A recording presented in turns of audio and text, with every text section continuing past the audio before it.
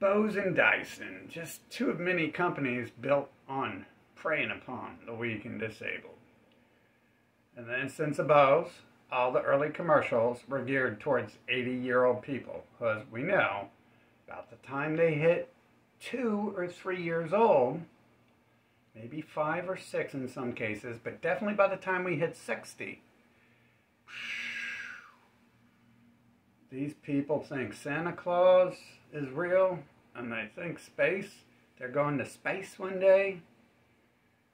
They're out there with all their Santa Claus flying through space in their rocket sleighs and stuff. All that good stuff. And by the time they hit the way they look in those Bose commercials, bro. Knock knock, is anyone there?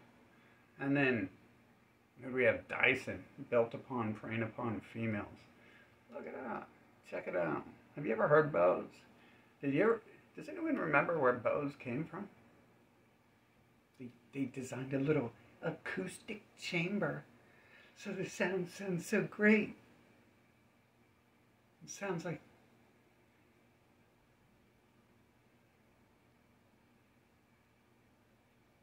white noise, because the people in their early commercials are deaf. They're 80 years old with tinnitus and have no hearing.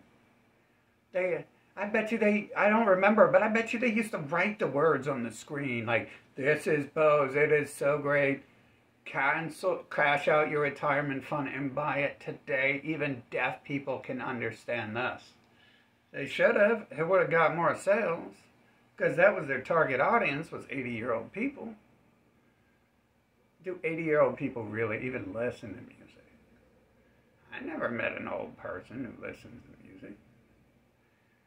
I mean, every now and then they did, but I've never met an old person who had like a stereo, you know what I'm saying? Like, there's like people who collected records and stuff, but I never met someone who had like musical gear and a stereo and stuff. Because if you're into music, you probably die by the time you're 50 or 60, living that hard lifestyle. Back then, listen to Elvis.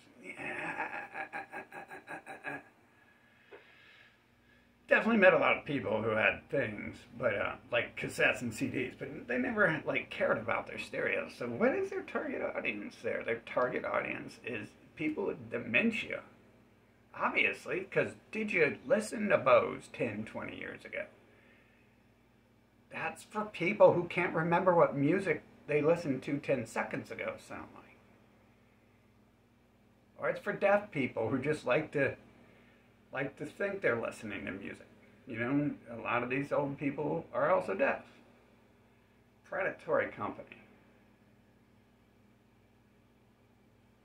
That was sick when I listened to Bose. I mean, I knew all along, like I can smell bull crap from a mile away.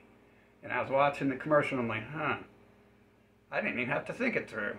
Like, oh, I've never met an 80-year-old who has like a massive stereo system and had decibel meters and you know, a whole wall of awards from music engineering college and stuff. Never once even seen a little hint that they might be hiding their degrees from music college or engineering school or something like that. Never met a person who was into music who was like, oh my God, this Bose, man. You gotta get it. Bose and hose. Bose attracts all the hoes. Never had that. I never went to an audio meet, an audio competition, and they're like, check this out, bro. This dude's got Bose. That's what you hear over here a mile away and stuff. You see that shaking and blasting the glass out of the vehicle? You see how they got rid of the glass and put plastic in it? That's Bose, dude. No, never happened. Dyson. Now, if you just look it up. Okay, so Dyson, right away, you can look at it and be like, thumbs up. If it's rainbow colored and has unicorns on it, it's targeting a certain audience. 4-year-old females. And what happens when a 4-year-old female grows up and wants to relive the glory days of rainbows and unicorns? Well, they buy a Dyson. Because guess what? Dyson is full of magical fairy tales and rainbow colors. But when you look it up,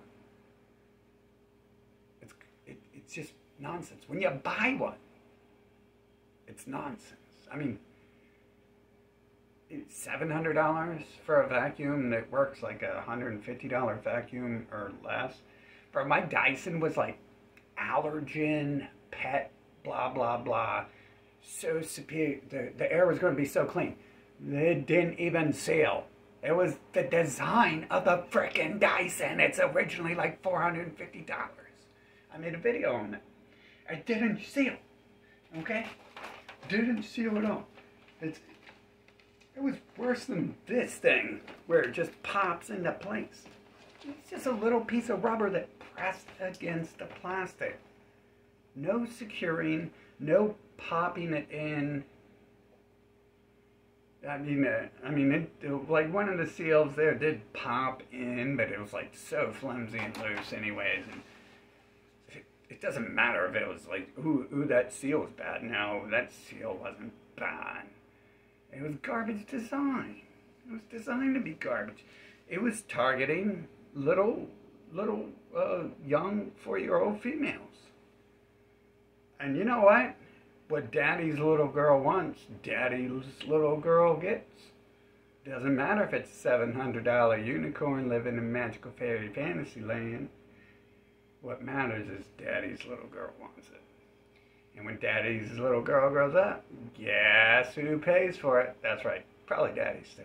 Or the new daddy, Daddy Warbucks. But just two companies out there whose entire existence is built upon scamming and manipulating people. This cyclonic activity, you really think there's a tornado going on in your vacuum. And that's the tornado's going all the way from the canister all the way to the bottom of the ground and whoosh, picking it up. Sounds cool, don't it? You got a cyclone instead of a vacuum.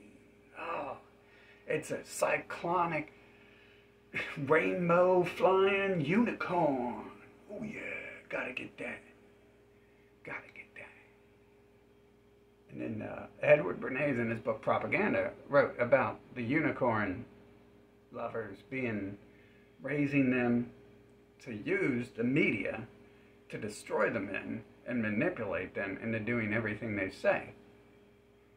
What happens when daddy's little Edward Bernays grows up? Well, they buy Dyson.